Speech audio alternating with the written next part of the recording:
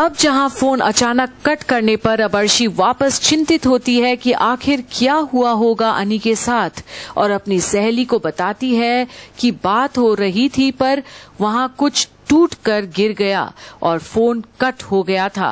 पर अब सहेली अर्शी को बैठने बोलती है और उसी वक्त आता है अनी का फोन दोबारा। क्या बताऊं अर्शी, मेरे कपड़ों पर चाय गिरने वाली थी। चाय? कैसे? किसने गिराई? नहीं, मेरे हाथ में कप था, बैलेंस बिगड़ गया था तो बस। लेकिन तुम तो चाय पीते ही नहीं हो नी। हाँ अर्शी, पीता नहीं हो लेकिन पीने का मन किया इसीलिए। क्या मतलब है मन कर गया? आज तक तो चाय पी नहीं है, आज कैसे मन कर गया? एनीवे, तुम बताओ तुम आ कब रहे हो और कितना टाइम लगेगा? देखो मुझसे और इंतजार नहीं हो रहा, बहुत टाइम से वेट कर रही हूँ तुम्हें देखने का। हाँ अर्शी, मैं भी तुम्हें दुल्हन के रूप में देखने का इंतजार कर रहा हूँ। और जहां झनक अन्नी की ओर देखती है और अर्शी हंस पड़ती है, वहीं चलो मैं सब अरेंज करके शाम को मिलता हूँ। फाइनली हमारा इंतजार खत्म होगा। और कुछ? और हाँ, और एक चीज, I love you Arshi. Love you too Ani. Bye. Okay Arshi, I see you. और अब झनक अन्नी की ये बातें सुनकर और ये पर्सनल चीजें अपने आंखों के सामने देख उठती है जाने के लिए, पर अचानक अन्नी उसे बोलता है, चाय गर्म थी, जल तो नहीं रहा, दवाई लगा लो। मैं ठीक हूँ, और अगर चलता भी ना तो अब मुझे दर्द नहीं होता। चलती हूँ। और अब अन्नी झनक को जाते देखता है अपने से दूर, और अब उसे पता है कि ये निर्णय उसी का है, पर क्या झनक के बगैर वो रह पाएगा? आखिर क्यों उसे अब भी दर्द होती है झनक को दर्द में देखकर? और अब वहीं बिपाशा सभी मेड्स को तोहफे पकड़ा रही है, और अब झनक भी आती है मेड की तरह कपड़े पहनकर।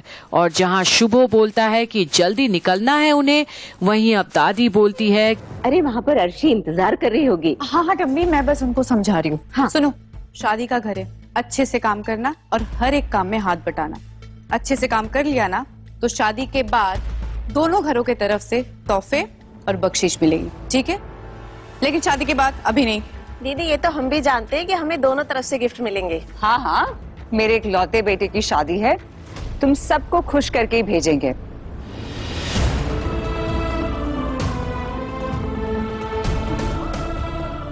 और लड़की तुम तो दुल्हन के घर जाओगी ही, उसे देखकर ना तुम्हारे तो होश ही उड़ जाएंगे। और वहीं अब अन्नी सब कुछ देख रहा है कि कैसे आज झनक सही मायने में उस घर की मेड की तरह ट्रीट किए जा रही है, क्योंकि उसने अन्नी को ठुकराया। हर किसी की किस्मत हमारी तरह थोड़ी ना होती है, जिसे इतनी अच्छी प्यारी अर्शी जैसी बहू मिले। और तनुजा की इस बात पर सभी हाँ भरते हैं। और अब अन्नी ऊपर से सारा नजारा देख रहा है, और झनक भी अब अन्नी को ही देखती है कि आज उसके सर जी को कितना मजा आ रहा है उसकी बेइज्जती देखकर। और जहां एक मेड बोल पड़ती है कि उनका थोड़ा ख्याल कर दिया जाए, वहीं अब शुभो बोलता है कि उन्हें चिंता करने की कोई जरूरत नहीं, सबको बराबर मिलेगा। और अब सब जाने की तैयारी में हैं, और अब रूमी भी दौड़े दौड़े आती है, और अब शुभो बोलता है कि मिमी हांगकांग में अकेली है और वो वहां मस्ती कर रही है। पर अब जहां शुभो बोलता है कि मिमी वहां नहीं है, इसलिए सारा इम्पोर्टेंस रूमी को मिल रही है, वहीं अब रूमी बोल पड़ती है कि वैसे भी मिमी को ही ज्यादा इम्पोर्टेंस मिलती है, चाहे वो हो या ना हो। और सभी हंस पड़ते हैं रूमी की बातों पर अब दादी बोलती है झगड़ा बाद में करने, और अब जाने के लिए बोलती है और सलाह भी देती है कि मिमी को वहां से वीडियो कॉल कर ले वो लोग। और तभी तनुजा पूछती है बिपाशा से, अरे काकी माँ, सबसे महंगे गिफ्ट्स तो झनक लेकर जा रही है। अर्शी के लिए जोरुआ सेट, बेनारसी साड़ी। अच्छा सुनो, गाय होलूद के लिए सबसे इम्पोर्टेंट गिफ्ट है, संभाल कर। हाँ, पर इतने महंगे गिफ्ट्स तो आपको खुद देने चाहिए। और तो इसमें प्रॉब्लम क्या है जनक? तुम हमारे साथ गाड़ी में ही चल रही हो ना, इतना सा ही काम है। और यहाँ से जाएंगे सीधा उनके घर के बाहर उतरेंगे, बस इतनी सी बात है। इसमें प्रॉब्लम क्या हो रही है तुम्हें? और एक बार फिर अनी की ओर देखती है झनक कि शायद वो ही कुछ बोल दे आज, पर पहले तो हर बार पलटकर जवाब देती थी, अब एकदम से चुप हो गई। तो जैसे तुमने मान लिया है कि तुम इस घर की मेड हो। क्यों जनक, क्यों ऐसा? मैं भी कुछ बोल नहीं पा रहा क्योंकि तुमने मना किया है। तुमने कहा कि मैं इस सब से दूर रहूं। तुमने कहा कि तुम खुद सब हैंडल कर लोगी, लेकिन इसे हैंडल करना तो नहीं कह सकती ना।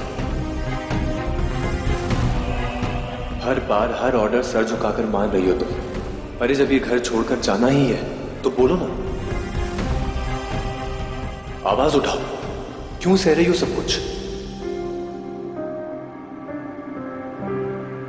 उम्मीद है आप खुश हैं सर जी। आपकी शादी के तोहफे आपके ससुराल लेकर चल रही हूँ। अच्छा लग रहा है ना आपको? मेरे लिए जितनी बार भी आपने आवाज उठाई है, क्या वो सब सिर्फ एक ड्रामा था? ऐसा क्यों किया आपने? और अब जहां शुभो अब जाने के लिए बोलता है, वहीं झनक आज प्रण लेती है अनी से दोबारा मिलने का, पर किसी और रूप में जरूर आएगी और अपना बदला पूरा करेगी अन्नी के साथ।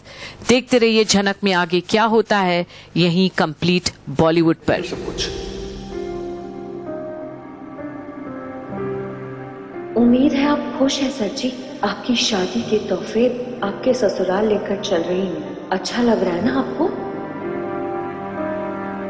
मेरे लिए जितनी बार भी आपने आवाज उठाई है, क्या वो सब सिर्फ एक ड्रामा था? ऐसा क्यों किया आपने? मैंने बीच में ना पढ़ने के लिए पहले भी मना किया था, तब तो आप मेरी नहीं सुनते थे, लेकिन आज आप शांत हैं। शायद आप ही मुझे इस घर की नीड ही मानते हैं। एक नीड की ग्रेजुएशन पूरी करने की क्या जरूरत थी? क्या बाकी लोग जो गिफ्ट्स लेकर जा रहे हैं वो तो ग्रेजुएट नहीं है? फिर मुझे इतना सपोर्ट क्यों किया आपने? आज मैं सब कुछ चुपचाप सह रही हूँ, लेकिन कभी मौका मिला तो किसी अलग रूप में आपसे फिर मुलाकात जरूर होगी।